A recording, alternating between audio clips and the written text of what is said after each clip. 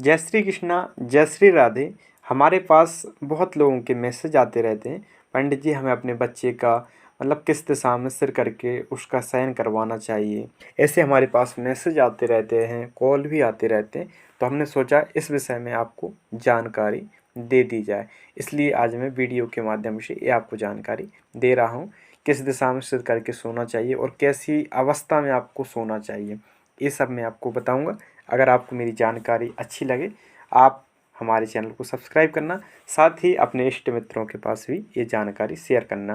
देखो मैं आपको बता दूं, सोने का जो टाइम होता है ना, उसमें क्या है, अपना दिमाग जो होता है अपन सो जाते हैं ना, बिल्कुल शून्य अवस्था में पहुंच जाता है। ठीक है, तो उस टाइम पे अपन को विशेष ध्यान रखना चाहिए कैसे सोना चाहिए। इससे बहुत फ़र्क पड़ता है जीवन में, जैसे कि स्वास्थ्य को लेके मान लो, सुख समृद्धि को लेके मान लो, इससे बहुत फ़र्क पड़ता है। ठीक है, दिशा के हिसाब से और कैसी अवस्था में आप सो रहे हैं इससे भी बहुत फ़र्क पड़ता है। तो ये सब आपको इन चीज़ों का ज्ञान होना चाहिए, नॉलेज, और कैसे जगह पे आपको सोना चाहिए ये भी आज मैं आपको बताऊंगा।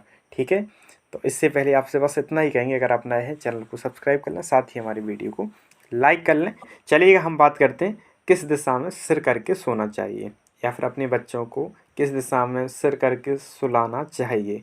मैं आपको बता दूं, सबसे पहले तो पूर्व दिशा की कहूँगा मैं आपसे। पूर्व दिशा में अगर आपके बच्चों को पढ़ने में मन नहीं लगता है, तब आप अपने बच्चों का पूर्व दिशा में मुख करके शयन करवाएं और उनको सोने के लिए बोलें, या फिर आप भी पूर्व दिशा में सर करके सोएं, बहुत अच्छा रहता है। इससे व्यक्ति का मन एकाग्र रहता है। साथ ही अगर आप स्टूडेंट्स हैं तब आपका पढ़ने में भी मन लगेगा। ठीक है, अब बात करते हैं दूसरी दिशा कौन सी है। दूसरी दिशा है दक्षिण दिशा। दक्षिण दिशा में सर करने से मतलब सर करके सोने से सुख समृद्धि, लक्ष्मी जी की वृद्धि होती है और आपका दिमाग भी अच्छा वर्क करता है। ठीक है, आप रोगग्रस्त भी नहीं होते हैं, आपकी मतलब स्वास्थ्य आपका हमेशा अच्छा रहता है। ठीक है, ये दो दिशाओं में आपको सर करके सोना चाहिए और आपको उत्तर पश्चिम दिशा में सर करके नहीं सोना चाहिए। उत्तर दिशा में सर करके सोने से आपका स्वास्थ्य भी बेकार रहेगा, साथ ही लक्ष्मी जी का क्षय भी होगा। और पश्चिम दिशा में सर करके सोने से आपको बहुत ज़्यादा चिंताएं बढ़ेंगी, आप तनावग्रस्त रहेंगे। तो इन चीज़ों का आपको विशेष पालन करना चाहिए।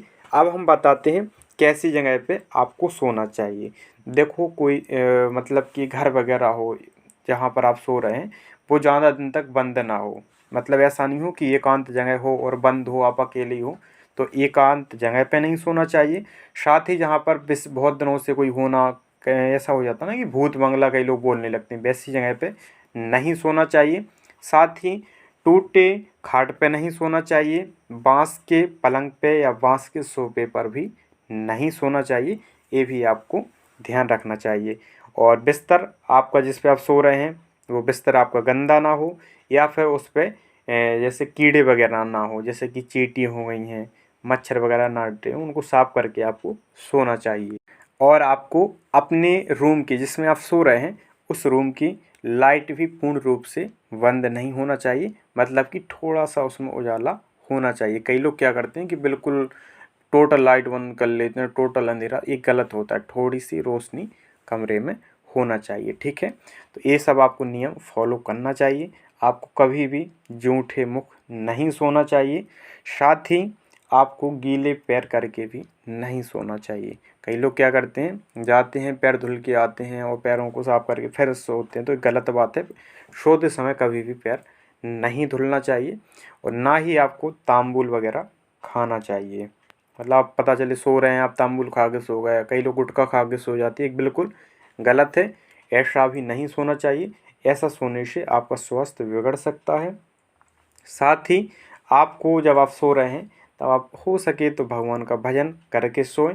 अगर नहीं कर सकते तब आप अपने मोबाइल में कोई भजन प्यारा सा लगा के भगवान का, मतलब भगवान का कुल मिला के उच्चारण आपका हो, कैसे भी हो, आप स्वयं नाम ले सकें, अति उत्तम है, नहीं ले सकें तो आप मोबाइल में लगा दें, तो आपका भगवान का आपके अंदर वो तो जाएगी ना, आवाज़ कानों में भगवान का नाम पड़ेगा, तो ये बहुत अच्छा रहेगा। ये सब आप नियम फॉलो करेंगे आपके लिए बहुत अच्छा रहेगा। अगर आपके बच्चों को पढ़ने में मन नहीं लगता है तब आप विशेष उनको पूर्व दिशा में सर करके सुलाएं, उनके लिए बहुत ही अच्छा रहेगा। ये सब जो मैंने जानकारियाँ दी हैं ये विष्णु पुराण में लिखी हुई हैं। आप लोगों को भी पुराणों का अध्ययन करना चाहिए, पुराण पढ़ना चाहिए। पुराणों में बहुत कुछ छुपा है, उस चीज़ को, उस राज को आप लोगों को जानना चाहिए। आज के लोग भूल रहे हैं, ये बिल्कुल गलत है, भूलना नहीं चाहिए। और अगर आप वास्तु से या कुंडली से संबंधित कोई जानकारी चाहते हो या फिर अपनी कुंडली विश्लेषण करवाना चाहते हो, तब भी आप हमसे संपर्क कर सकते हैं। आपका बिजनेस सही नहीं चल रहा हो या जॉब से रिलेटेड कोई समस्या हो रही हो, आपका वैवाहिक जीवन अच्छा ना हो, तब भी आप हमसे कांटेक्ट कर सकते हो। हमारा कांटेक्ट नंबर डिस्क्रिप्शन में है, आप वहां से प्राप्त कर सकते हो और आप मुझे व्हाट्सअप या कॉल कर सकते हो। अगर आपको मेरी जानकारी अच्छी लगी हो, आप अपने इष्ट मित्रों के पास शेयर करें।